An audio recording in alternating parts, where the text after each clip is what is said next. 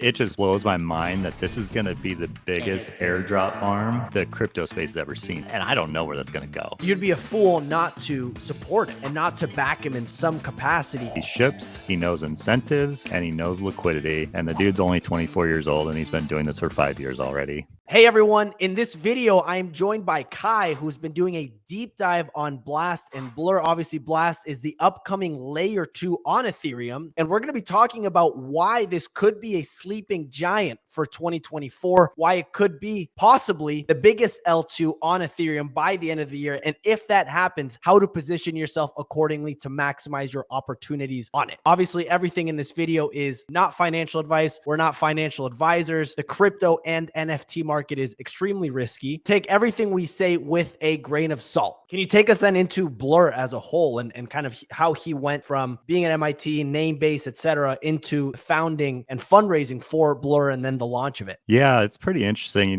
There's a whole meme about building in a bear market, and he truly built in a bear market. He started building this with his co-founders in January 2022, and the crypto space peaked Bitcoin and ETH in November 2021. So just a few months after he started building Blur. It was in March, and if you recall, the NFT market started peaking a few months after the peak in the crypto cycle. So NFT floor prices peaked in April. So he was literally building for a few months as the peak in NFTs hit. He raises money in March. He starts building in January, starts raising money in March, and he raised from a lot of influential people in the space. eGirl Capital, which is all the crypto OGs. You're talking Loomdart, Degen Spartan, Ledger Status on the Up Only podcast. He was an original investor. And of course, Paradigm also led that. He raised $11 million in seed funding. Dude's like 20 years old, just started building his first project in the bear market. At the time, he just built an aggregator. So he didn't have the marketplace up yet, but he just built this aggregator where you could buy and sell through the Blur platform on OpenSea, LooksRare, all those other platforms. And he spent that whole summer, the next 6 months, just building out the marketplace. But the genius thing he did using those crypto OGs like Keyboard Monkey, I remember in that spring of people saying, oh, I got invites to Blur, use Blur. And I'm like, why? This is just crypto OGs. I'm outside of that circle. They're going to do their thing. And what do you know, fast forward to October 2022, he's built for 6 months. People are trading on that. And then all of a sudden, he just rolls out everything he's shipped over the next 3 or 4 months. I can't wait to get deeper into that as we talk about Blur and how we think that's going to translate to Blast. But those 3 months between October and January when the Blur marketplace went live were insane for farmers. Take me through that a little bit more as far as when that launch happened. I don't think people understand, or at least it's hard for me to grasp sometimes, how hard that was in the context of when Blur initially launched. OpenSea used to be the king. OpenSea had over 75% market share. At one point in the Pico bull, they were making just millions off of fees. There were challengers like X2Y2, LooksRare, all that did specific token drops. They tried.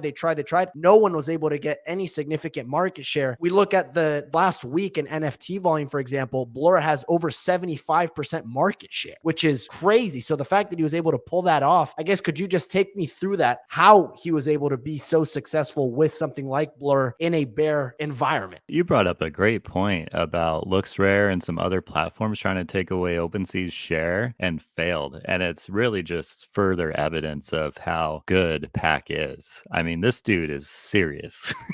But yeah, to go through that history, OpenSea was dominating throughout 2022. When the NFT market peaked, it was slowly bleeding in the volumes, but OpenSea was maintaining dominance in the market share of volume despite the launch of LooksRare and other platforms, X2Y2. So they basically reached a volume low right before the Blur marketplace launched. The Blur marketplace launched in October. People were using the aggregator. I mean, I think that's why the traders on the Blur aggregator cooked so much, was because NFT volumes were falling that entire time. They didn't know an airdrop was coming. They knew they were getting points. They knew they got extra points for invites, but the NFT volume was just bleeding out. And you can see very clearly on the charts on some of the Dune dashboards that show the NFT NFT volumes, it basically bottomed right before the Blur Marketplace launched. And then the minute the Blur Marketplace launched, NFT volumes like doubled or tripled right when that happened in October of 2022. So you see that big candle right in the middle of October 22. And then you see Blur volumes start to rise and start to cut into OpenSea. But it was such a jolt to the NFT market that even OpenSea's volume started rising. The main thing to take away is it took Pac less than 3 months to overtake the OpenSea volumes once that marketplace launched. It's insane. A 19-year-old guy just took down a behemoth in the middle of a bear market. We get to November, obviously he pulls off the season 2 rewards, multiple billions of dollars of worth of tokens. We obviously get the surprise announcement of Blast, the L2. Can you take us through what Blast is, how it was announced in the context of the bridge and season 3 points farming? I think it'd be best to start with Pac's thesis for Blast. He announced it, and his main 2 points were that he needed a solution for transaction fees for NFTs. Trading NFTs on ETH was just too expensive in the bull market, and he wanted to attack that. And second of all, a number of platforms have tried NFT perps and not had any luck providing perpetual products for NFT trading. And we know the crypto space is a bunch of degens, so there's nothing better than trading perps on NFTs.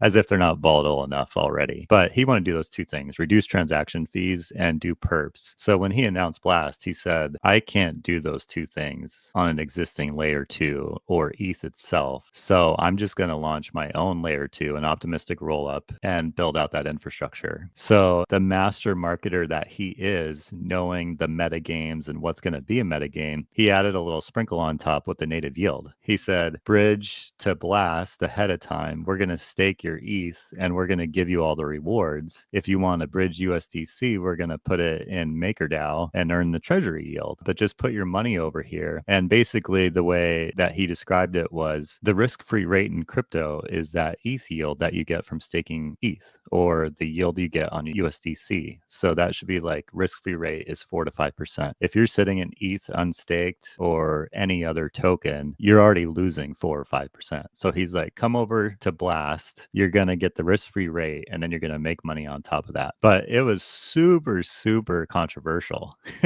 People flooded it immediately. Like, why are you going to send all this ETH and USDC over? Everybody learned that it was a multi-sig with a bunch of people that they don't know who controls the multi-sig still to this day. And I think a lot of people were reluctant to bridge. But if you look at the total amount bridged, I think it's evidence that this is an obvious play. Kobe mentions that if you listen to a lot of his podcasts, that a lot of the meta games in hindsight are really obvious. They've got 1.3 billion in total value locked in that multi-sig for months. If you look at the TVL for all of their chains, that puts it right behind Solana. ETH is 32 billion in total value locked. That's the monster. The next biggest main one is Arbitrum at 2.5 billion. And then Solana is right behind Arbitrum, 1.6 billion. So 1.3 billion, Blast is already right behind Solana, a little bit behind Arbitrum, and ahead of Avalanche, Polygon, Optimism, all huge platforms everybody loves investing in. I think we all kind of want to ignore Blast just because it's like, how stupid is that $1.3 billion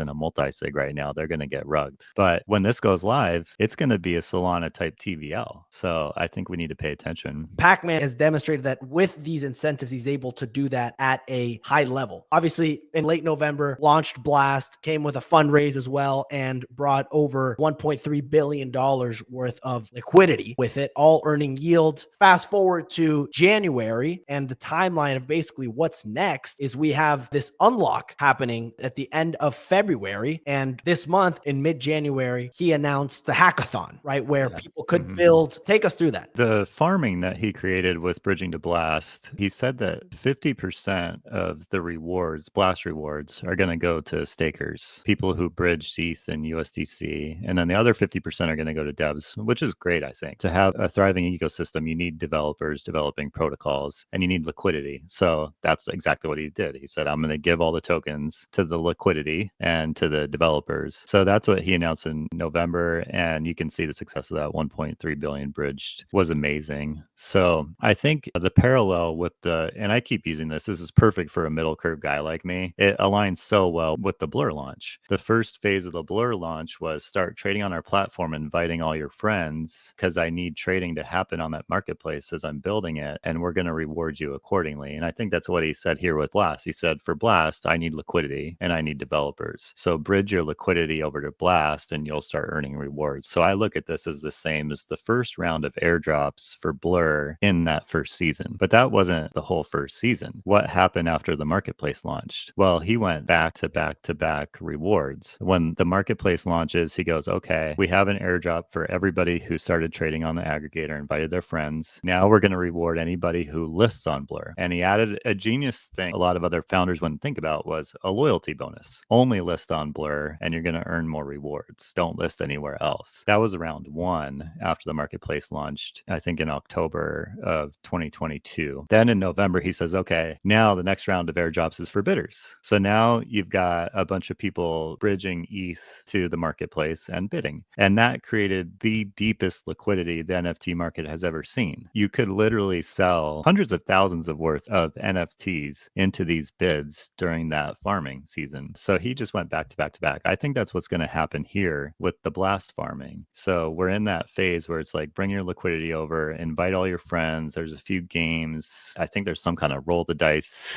thing going on there to have fun. But he announces this hackathon a few weeks ago in the middle of January, says 50% of the airdrop is going to go to developers. We need a bunch of developers. I've done a ton of research on every project I can find that's participating in this hackathon and moving to Blast. By my count, I've got almost 90, and I'm sure that there's a lot more I haven't gotten to yet. So you've got 90 projects building right now. The hackathon is going to last 1 month. Mainnet, I think, goes live mid to end of February, February 24th, if I recall correctly. I think what you're going to see is the development of a bunch of protocols into middle towards the end of February. Then Mainnet's going to go live, and that's the same time that withdrawals are enabled, which I think is really interesting. So he's got 1.3 billion in liquidity. What happens on February 24th when withdrawals are enabled? Are 25% of those people going to go, oh, phew, I didn't get rugged, I'm going to just withdraw it and dump it into Solana? I don't think so. If you look at what he did with Blur, when the marketplace launched, he went boom, boom, boom, listing rewards, bidding rewards, rewards, rewards, rewards. And I expect the same thing to happen when the Blast mainnet goes live. I think he's going to say, I don't know, it could go a number of directions. We know Pac himself is going to build out perps. We know he wants to reduce transaction fees. So there's probably going to be a lot of activity for participating in perps, buying and selling on Blur, on the Blast network, whatever he's cooked up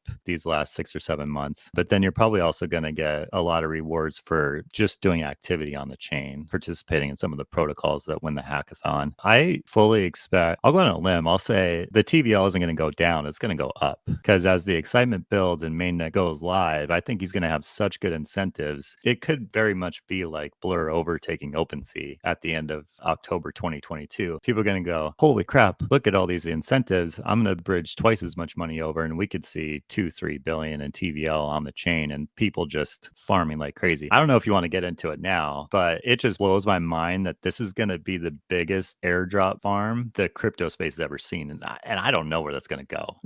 It's going to be crazy. He's signaled that with this hackathon, there's going to be a lot of products that are marketed to people. There's 50% of this Blast airdrop, correct me if I'm wrong, these Blast rewards are going to be going to the devs who can use those as incentives for the consumer. So we reach the unlock on February 24th. There's going to be a lot of products from other developers. We don't know what products Pacman himself might have up his sleeve. You think there's going to be some very, very interesting incentives for people to stay on there, bridge more, and it might turn into a little bit of farming mania, both on Blast and on Blur across these different projects? I'm not sure where I stand on it because Blast is so well known. And the thing everybody got excited about the beginning of the bear market was farming ZK Sync and Starknet. And I did the same thing. I set up a couple mobile wallets, and every week I would do a $5 trade on both of those on my app on my phone before I go to sleep. And now I don't even know if I can get back in the wallet. It was just so dilutive. Everybody wanted to farm ZK Sync and Starknet thinking they were going to be the big protocols in the next cycle. It just didn't pan out that way. I don't know if a lot of people are going to get the rewards on that. So you could look at Blast and say the same thing of the whole NFT NFT market's got their eye on it. A lot of the crypto OGs do. There's already 1.3 billion in TVL. How much is my little 1 or 2 ETH going to be able to farm in the Blast ecosystem? I'm not sure. But the thing that we haven't seen, if you look at the history of airdrops, and this is the history as I know it from my time back in early 2020, first airdrop I saw was Uniswap in September of 2020. Now, in the summer of 2020, it was DeFi summer. There's some interesting parallels in that. The big developer then was Andre Cronje, the founder of Yearn, and he kicked off DeFi summer with creating Yearn of like earning yield through kind of liquidity providing on Curve, etc. And that lasted a good 3 or 4 months right into August. And at the end of August, early September, you were launching things like Yam, all the food tokens, and it all just came crashing down. So that's kind of what I'm going to be looking for in the Blast ecosystem is when it gets really, really crazy and you're just seeing lots of new protocols launching, it's probably time to de-risk and start taking some profits. But you had the Uniswap airdrop where it's like everybody was trading on Uniswap. That's where they were trading all the food tokens. Everybody got a big airdrop in September. The only other airdrops that happened, and that was just an app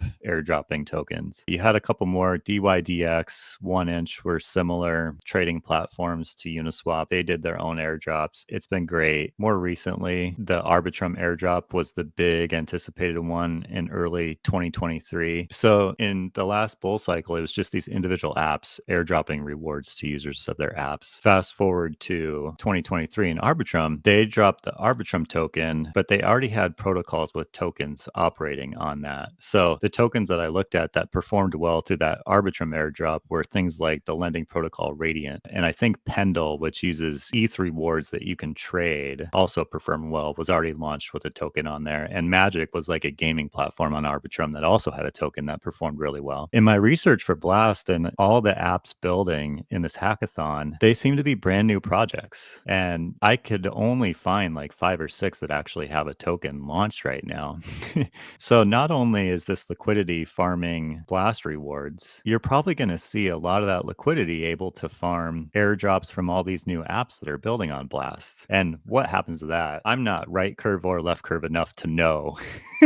But I think this airdrop meta is relatively new. The big one in 2020 was yield farming. So provide liquidity and you get yield farming rewards. And a lot of people in 2020 were just yield farmers. You hear people like Trader Main OGs who finally made it last cycle and they're like, oh man, I'm trading on leverage, printing millions. And these new DeFi farmer geniuses are just printing multiples of what I am. And I think that might be where we're going in the early parts of this cycle is airdrop farming. That's the new way to distribute your token. And I think we're going to see the peak of it during this Blast season. We could see apps, projects, protocols launch on Blast. And in addition to, for you using their protocol, their platform, you receive not only Blast rewards, but points or whatever it is for their own token to launch at some point in the future. Yeah, that's what I'm seeing. And some of them are even marketing that already of like token coming, start farming our rewards as well. It's going to be crazy.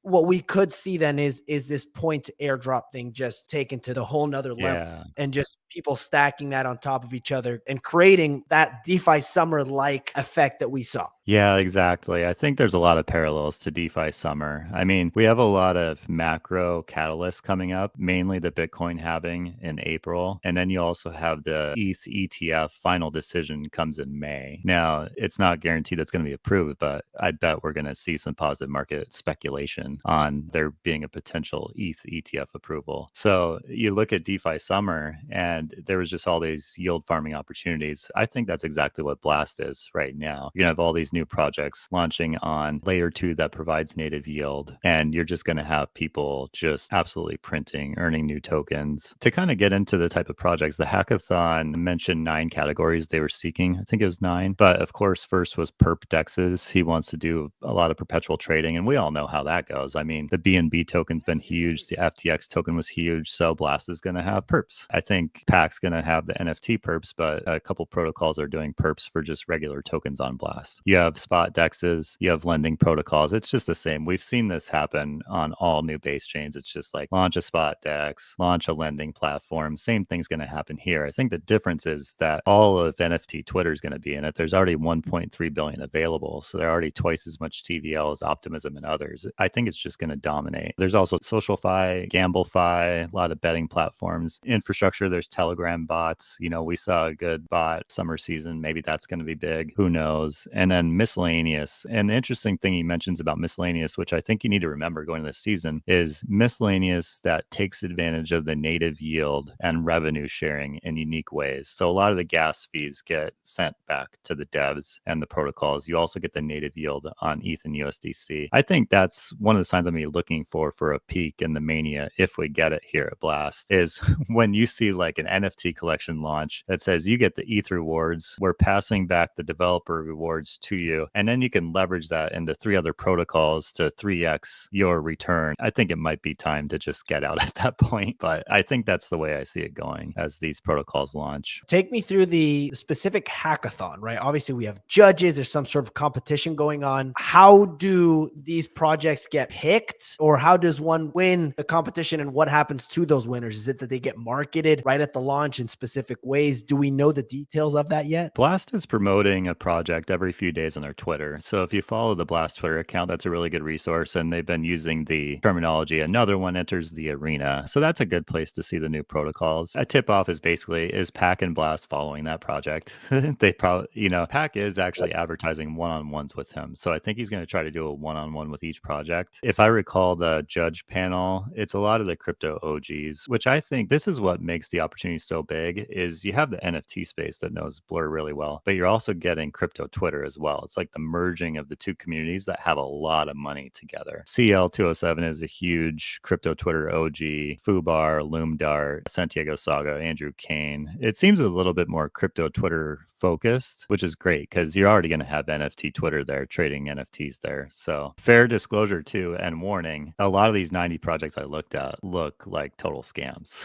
So, and another lesson I learned talking about obvious plays during the Avalanche season, Kobe talks about how obvious that play was. And it's because they announced a $180 million liquidity incentive program, and 3AC said they were investing in it. So we're looking at like Loomdart, Degen, Spartan, Paradigm are all investing in it, 1.3 billion in TVL, and rewards are coming. It's pretty obvious. But what mistake did I make in AVAX? I lost a lot of money on AVAX. There were 2 dexes launching, Trader Joe and Pangolin. I followed one of my crypto Twitter OGs into Pangolin, didn't invest any in Trader Joe, and that one went to 0 and Trader Joe won. And then I hopped in a meme coin that the AVAX founders were shilling, and then that turned out to be a rug too. So you got to exercise a lot of caution with these 90 projects. Research them thoroughly. Don't go all in on any one. Spread it out. Like, I'm not going to invest in just one dex and hope that that's the right one. You know, maybe I pick 2 or 3. There's a few good ones that are pretty strong. They don't have tokens or anything, but ones that I'm going to try to start using. Particle Trade was a big one that I saw pointed out by the Blast team and a few other big accounts. I think that's going to be perp dex. So that might be worth one just signing up for and using their platform before. I don't think they have a token yet. Sin Futures is another one, another perp dex as well. And Thruster seems to be the main liquidity platform and launchpad. That's the other thing about this. I don't know if we want to get into it, but another meta that's going on and being talked about by Loomdart and the Biwasi's community and a lot of these launch platforms like Thruster is a new community fair launch. How do we distribute tokens in a fair way to the community, which we're seeing with Jupiter right now too. There's a lot of drama about Jupiter. The Jupiter team is saying, oh, this is a community fair launch because we didn't do any private rounds and we tried to price it in a way that anybody who wanted to buy could buy. You price it too low, only the bots get the allocation, the token moons, everybody buys the top. So Jupiter was experimenting with how do we distribute these tokens to the public at the fair value price everybody wants it at without locking anybody out. I think they did a great job. But with Thruster and a few of the other dexes, they're also saying the same thing, that we're going to experiment with a different way to launch projects through our platform in a fair way to the community. You just got to be careful. I've been on launch pads in 2020, shilled by all the biggest influencers in the space, and they get all the tokens and use it as yield and just dump it. So be really careful experimenting with these new protocols, but there should be some good opportunities to farm airdrops from those protocols and also see a lot of price appreciation in the ones that that are the winners. Yeah, so you mentioned those three, which is Particle, Sin Futures, and Thruster, as one to at least follow. Get involved with it if you can. Obviously, not financial advice, but we're also going to put together a list of 20 projects you should be checking out, at least following and to keep an eye on to watch for. We're going to put that list together and you can use it. You can find it by clicking the link in the description of this video. Kai, let's talk timeline, because I think this is the other piece to be noting, where timeline wise, there's the reward distribution in May. I believe it's May 2nd for these blast rewards, right? So people are going to be point farming up until then. Obviously, when withdrawals are out, you're going to see a mania for the points farming of people launching different things. It's going to be, like you're saying, the more you talk about it, the more I think it's going to be just absolute mania, and then kind of peak mania in early May when that reward distribution comes out. Do you have any expectation or any previous knowledge that you can kind of compare this to as far as maybe what to expect in early May? Yeah, I have looked at that for parallels. The easiest one to evaluate as a proxy for it was Arbitrum. There was a lot of speculation in December of 2022 that there was an Arbitrum airdrop coming. If you look at the TVL stats of Arbitrum in December, it started rising a lot. December, January, February. It's kind of funny when you look at that chart. I remember in February, people were going, when airdrop,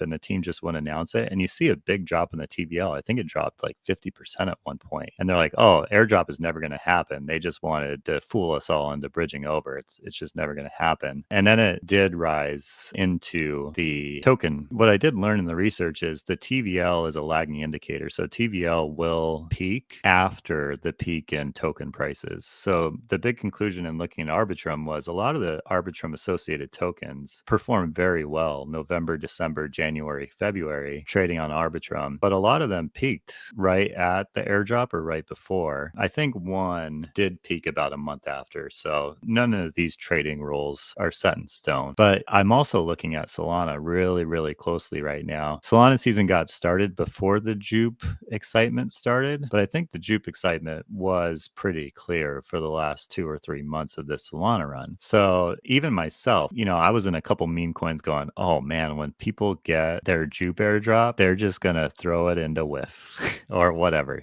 or honk, and they're going to moon. But what you saw so far, whiff, I think, is down to 20 cents. It peaked well before the Jupe airdrop, and I think a lot of others. So I'm leaning pretty heavily towards in May when the Blast airdrop happens, we're going to see a lot of profit taking. The difference here is that there's not a lot of associated tokens with Blast that you could trade. There's mainly Blur. You might hear of some existing protocols that bridge to Blast and launch there, and their tokens will probably do really well. You could probably find a few other proxies. I would expect a similar thing where those see a lot of price appreciation, but then you see a lot of profit taking right at that airdrop timeline. The countervailing factor to that is context. Arbitrum launched in a bear market, and the launch of Blast has a lot of parallels to DeFi summer in 2020. So maybe I sell the airdrop in May, but there's so much excitement for what's on Blast. You're trading perpetuals, maybe some perpetual exchange is doing more volume than Binance. Who knows? That's crazy. That's not going to happen. And then I just get run over. And the big second cycle or thing that the OGs talk about is your first cycle, you make a lot of money and lose all the money. Your second cycle, you sell too early. And because I'm a middle curve guy, I'm probably going to play it exactly like Arbitrum in different conditions and just get absolutely run over.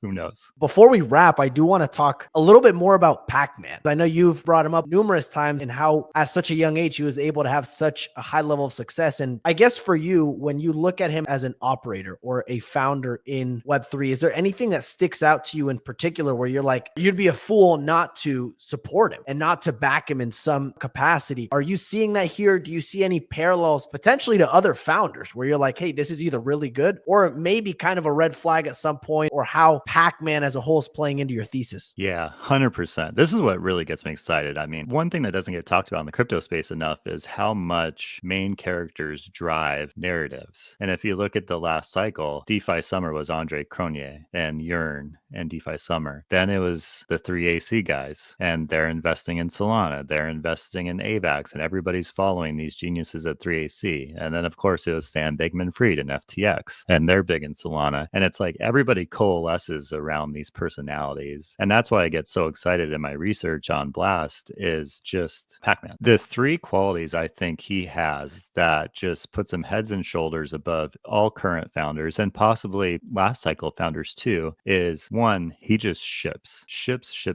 You look at the Blur thing, aggregator, marketplace, bid and list liquidity, blend, trait bidding, zero fee royalties. The dude took down OpenSea in 2 months. He ships.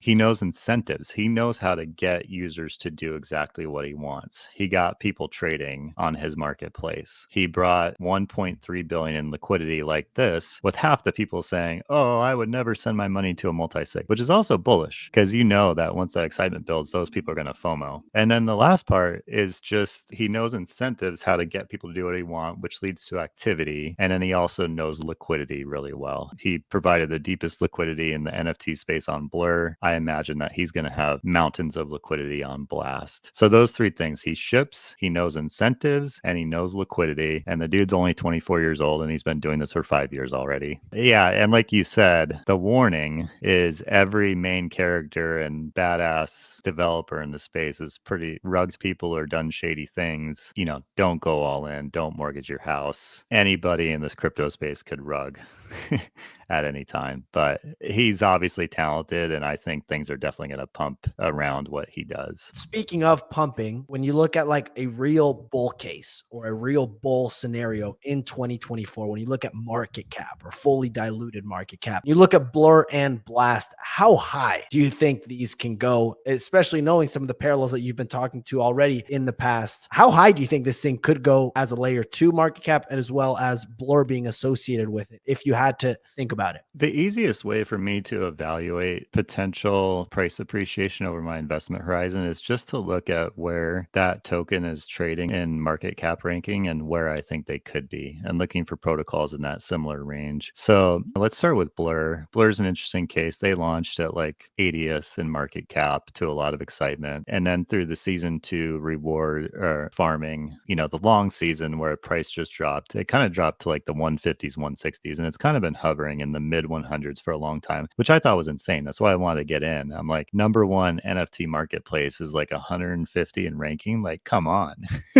But, you know, you had the season 2 airdrop coming, and I thought I was going to get in when it was ranked 300. Never went, but that's besides the point. So we have Blur kind of peaking at 80, getting down to 150 in ranking. Blast, one of the theses that I have is an old thesis in crypto Twitter called the Fat Protocol thesis. And that thesis is that the base layer is going to attract all the price appreciation and volume versus the app layers. And there's a lot of people that are looking forward to the app layer overtaking it, you know, like Facebook or Instagram finally dominating, not the protocol underneath it. That hasn't happened yet. Sol Luna AVAX was evidence A last cycle. So I'm leaning more towards Blast being the higher ranked protocol. And you're already seeing that. If you look at the range of where it could end up, you have Sol sitting around rank 5. And what's interesting, if you look at market cycles, is a lot of these OG best performers will hang around that 10 to 20 ranking spot for a long time until you get to the peak of the market cycle, which is when a lot of the new protocols will start taking those spots. So you have like AVAX and Polygon and a few of those other OG base layers sitting around the 10 to 15 ranking. And then you have some of the new guys poking in to the 20s and 30s. So that'd be like Aptos and Injective that's performed really well. Tia has performed really well lately. And Optimism, they're all kind of in the mid 20s to high 30s. And then a few new protocols came on at the very end of that pre-ETF excitement. And that's like Say and Sui that came in, and they're hanging around 50. So you kind of have this range of like Blast starts replacing the OGs, AVAX and Polygon at like 12, 13, 14, 15. I could see a case where it nudges right up next to Aptos and Injective and Optimism. I mean, it's got more TVL than Optimism. So I don't think mid 20s to mid 30s in rankings out of the question. And you're probably looking at the low end. You're probably looking at like 50, 60 if it just ends up like being a failure. The multi-sig gets rugged. Solana NFT volume just dominates and nobody even wants to trade on a layer 2 anymore. Worst case scenario, it's probably in that 50 to 80 range. So, and then I try to project where market caps as a whole are going to be. So basically, and I'm probably going to be wrong, we're getting a pullback. A lot of altcoins are down 25%. Some are down 50 to 60% right now after the ETF kind of sell the news or just kind of unwind of the mania. I could see market caps just doubling from here, going into the Bitcoin halving, ETH ETF speculation, and then the excitement over Blast. So if you assume the market caps double, a top 50 token is 1.5 billion. Top 20, I think, is around 5 billion. So you're looking at like 1.5 billion for a top 50, 5 billion for like in the 20s. Double that, you're kind of looking at 3 billion market cap to 10 billion market cap for Blast would be my estimation. And then you just have to look at the supply. They haven't released the tokenomics, so you don't know how much supply is going to be out there, but you have to kind of project out, if my investment horizon is May, how much supply is going to exist in May, and then how do we get to that 3 billion to 10 billion dollar market cap. Going to Blur, it'll be interesting to see how dilutive the launch of Blast ends up being to Blur. If the fat protocol thesis still dominates, you could see all the big whales and all the VC funds just throw all their money into Blast, and Blur is just an afterthought, and maybe we see it languish around 80 to 100 or even 150 worst case scenario as everybody just gets excited about Blast. I think the best case would be that Blast creates an ecosystem that is Solana like, and it's like a top 20 protocol, and Blur becomes the Uniswap. And if I recall correctly, I think Uniswap kind of peaked around like 25, 30, 35. So I think if you're deploying into Blast and Blur, your best case scenario is Blast is a top 15 protocol and Blur is the top trading platform on that, and it's around 35, 40. And at 35, 40, you're probably looking at like a $3 to $5 billion market cap on Blur at that point. It's hard not to get excited at those numbers. As far as calls to action for someone listening, it's like, hey, this thesis makes sense to me. It resonates with me. I want to try to start dabbling in this. What would be to you the easiest course of action from here? Is it to start looking into those 3 protocols you mentioned and to start researching additional ones as well? What do you feel like are the action steps for someone that's like, hey, this makes sense. I want to get involved a little bit more? I think the easiest, lowest risk one is just buying Blur. If you want to be really risk averse, don't even stake it because of smart contract risk. But there's a lot of advantages to staking it because you're going to earn Blur Season 3 rewards and you're going to get an allocation of Blast as well, which is really nice. So that's something I'm actively considering. So those are probably the low risks. The next biggest one is just bridging some ETH and USDC to the multi-sig and earning some Blast rewards. You know, I highlighted 3 protocols just to get people down the research, but I don't want to pick winners and losers. There's 90 protocols. I really have no thesis behind those 3. I don't have any insider info. Don't grill me if one of them rugs or turns out badly. But for protocols like that, have a strong following, that look like they have well-written documentation, that look like they're trying hard and don't have a bunch of bot followers and doing all this scammy promotion stuff. I think, especially if you don't have a lot of capital, just signing up for their wait list, signing up for their testnet and just start using it, I think is awesome. And that's something I like to try to do is just get a burner wallet on my phone and start using the protocols when I wake up in the morning and use it consistently. I think is an easy way to do that. And I think it's a way to also start getting familiar with how the ecosystem looks and try to get that competitive advantage, because a lot of times that high barrier to entry means that once that barrier to entry eventually goes down and it's easier to use, as you already have the advantage you were in at an earlier period when more people start coming into it. 100%. I mean, I'm getting old. I'm in my 40s and I miss Bitcoin ordinals, and it just sounds so hard to learn how to use it. So I think that's one piece of advice I would have for anybody is just like, just try it, get over that. It's not as hard as you think it's going to be. And then once you do it, you're going to be master of it. And all the OGs, they say that, especially Ansem. He's like, just try everything. Don't let that perception that it's going to be hard get in your way. Because if it is hard, look at that Jito airdrop. Nobody really took the time to learn Jito and they got rewarded massively. Hopefully a thing or two like that is going to happen on Blast. Absolutely. Well, Kai, thank you so much for sitting down with us and breaking this all down. Guys, if you like this content, be sure to subscribe, give this video a like, comment. You can also follow us on Twitter at Nifty Portal. You can subscribe to our newsletter at dailybones.com. We're going to be rolling out some fun things there. And lastly, tune into our daily live morning show where we cover all things NFTs, crypto, and finance every weekday from 9 to 10:15 a.m. Eastern. Thanks so much for tuning in.